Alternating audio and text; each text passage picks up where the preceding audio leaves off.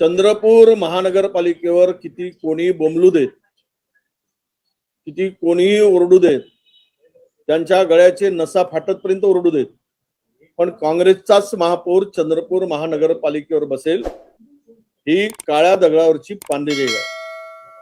मतभेदाचं सोडून द्या, समजातून गैरसमजातून मतभेद होत असतात, अनेक पक्षामध्ये होत असतात. त्यामुळं भारतीय जनता पक्षामध्ये उभी दरी पडली, पण त्यावर कोणी बोलत नाही. जोरगेवार वर्सेस मुनगंटीवार सगळ्यांनी बघितलं, त्यांचेही नगरसेवक वेगळे वेगळे आहेत. त्यामुळे आम्हाला त्यावर कोणाच्या याच्यावर पाळायची गरज नाही आणि आम्ही सर्व अधिकार मी प्रदेशाध्यक्षांच्याकडे दिलेला आहे.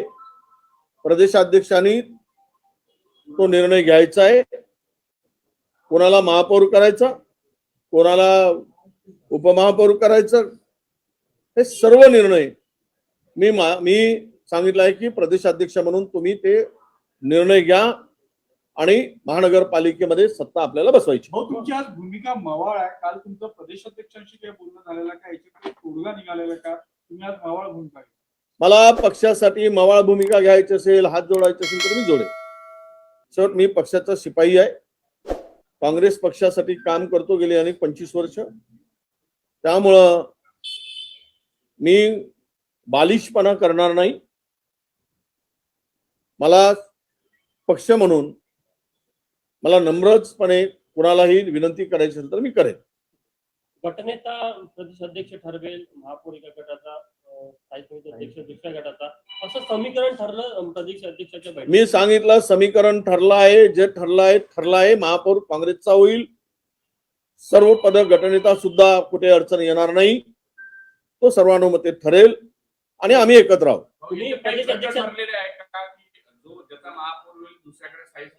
नाही, होईल ना, सत्तेचं वाटप तसंच असते. सत्तेमध्ये सगळ्यांना सामावून घ्यावा लागतो आणि त्यामुळे होणारे सगळं काँग्रेसचेच असणार. महापौर काँग्रेसचा होईल तर उपमहापौर सुद्धा काँग्रेसचा होईल, गटनेताही काँग्रेसचा होईल. त्यामध्ये कुठे काही दुमत असण्याचं कारण नाही.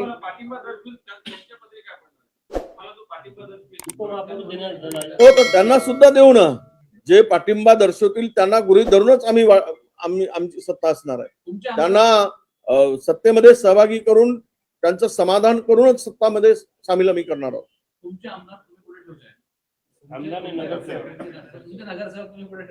मी गुगलवर ऍड्रेस पाठवतो, त्या ठिकाणी आपण पोहोचावं.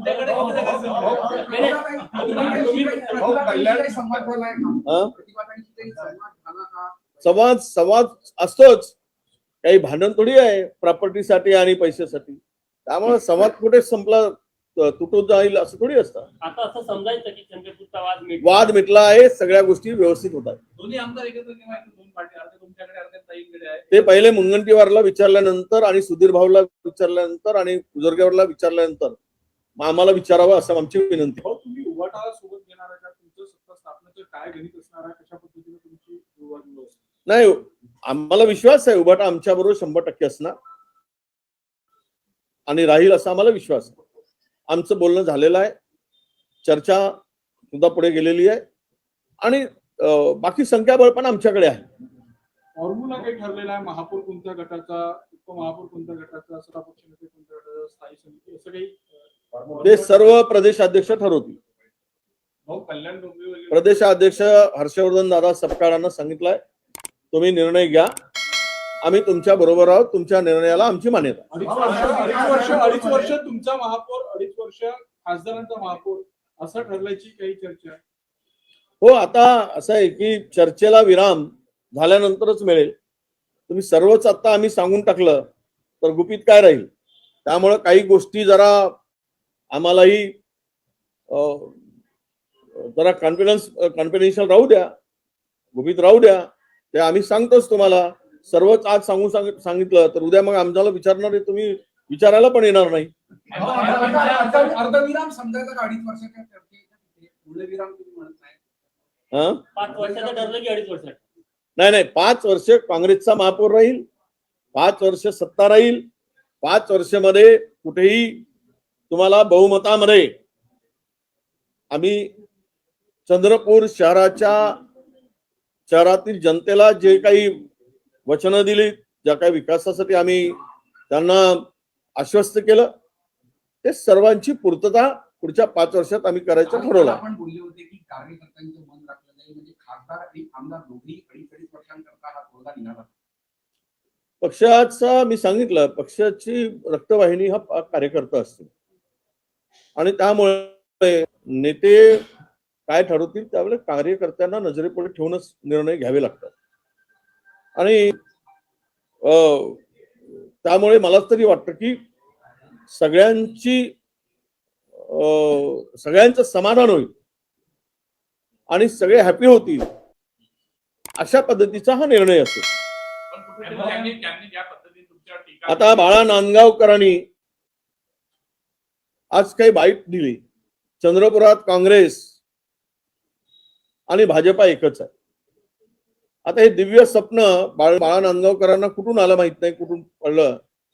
तिथे मनसेचा नाव नाही, निशाणा नाही आहे, तर तिथे काय चंद्रपुरामध्ये तोंड घालायचं काम बाळा नांदगावकर का करतायत? आणि तिथे जर असं म्हणत असतील बाळा नांदगावकर की काँग्रेस आणि तिकडे भाजपा एकच आहे चंद्रपुरात, तर मग आम्ही मनसे ही काँग्रेसची आपल्या बीजेपीची बी टीम आहे असं म्हणून तर त्यांना योग्य आवडेल का? अशा पद्धतीचं वाऱ्यावर आणि बेछूटपणे कुठलाही बेस नसताना, कुठली माहिती नसताना, कुठलाही आधार नसताना अशा पद्धतीचं वक्तव्य करून संभ्रम निर्माण करण्याची आवश्यकता नाही असं माझं मत आहे. कल्याण डोंबिवलीमध्ये मनसेने शिंदे सेनेला सपोर्ट केलेला आहे आणि बाळा नांदगावकर यांनी सूचक वक्तव्य केलेलं आहे की राजकारणात कधीही काही होऊ शकतं. म्हणूनच म्हणतो ना, ते काही म्हणतायत याचा अर्थ आमच्याकडे कधी भाजपा, भारतीय जनता पार्टी आणि काँग्रेस एकत्र होणं शक्य नाही, हे अशक्य आहे. जसं भारत पाकिस्तान एक होणं शक्य नाही, तसंच काँग्रेस आणि भाजपा एक होणं शक्य नाही. एमआयएम बीजेपी एकत्र आली आहे अचलपूरमध्ये नगर परिषदेच्या निवडणुकीमध्ये. प्रदेशाध्यक्ष भारतीय जनता पक्षाचे पाया पडतात एमआयएमच्या नेत्याचे, तर मग काय त्यातूनच आशीर्वाद मिळाला असेल असं मला वाटतं. कोणाचे पाय पडले? म्हणजे हाताना पायाला स्पर्श केला एमआयएमच्या नेत्यांना. तुमच्याकडे व्हिडिओ नसेल तर मी पाठवतो. एकीकडे विरोध करतायत आणि दुसरीकडे जाऊन टोकाचा विरोध केल्यानंतर एकत्र येतात, युती करतायत. भाजप आणि एमआयएम एकीकडे एकमेकांवर टीका करतात आणि युती देखील. ही दोघांची अंडरस्टँडिंग आहे, स्ट्रॅटेजी आहे. फक्त जेवताना एक व्हेज खातो, दुसरा नॉनव्हेज खातो,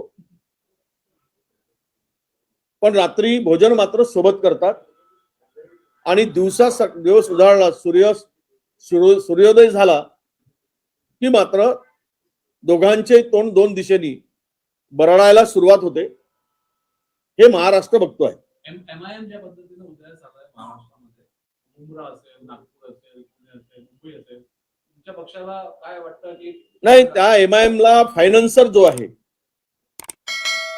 तो कोण आहे हे काही कालांतराने कळेल. त्याला शक्ती देण्याचं काम, बळ देण्याचं काम कोण करते आहे? काँग्रेसला कमकुवत करण्यासाठी या पद्धतीनं जे काही चाललं आहे ते महाराष्ट्रातील जनता ओळखून आहे. हे सध्या काही काळासाठी हे सगळं चालेल. सत्यता बाहेर येईल त्या दिवशी सगळी यांची पापं उघड पडतील.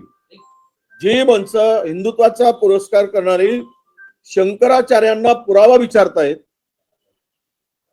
आणि त्यांना शाही स्नानापासून त्यांच्या पालखीसह त्यांच्या अनुयायांना कपडे काढून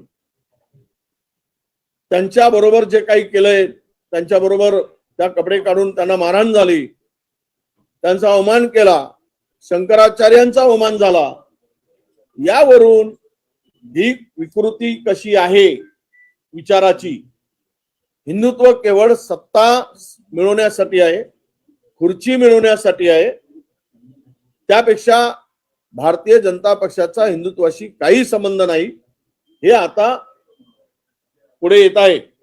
ज्या पुण्यश्लोक अहिल्याबाई होळकरांनी बांधलेला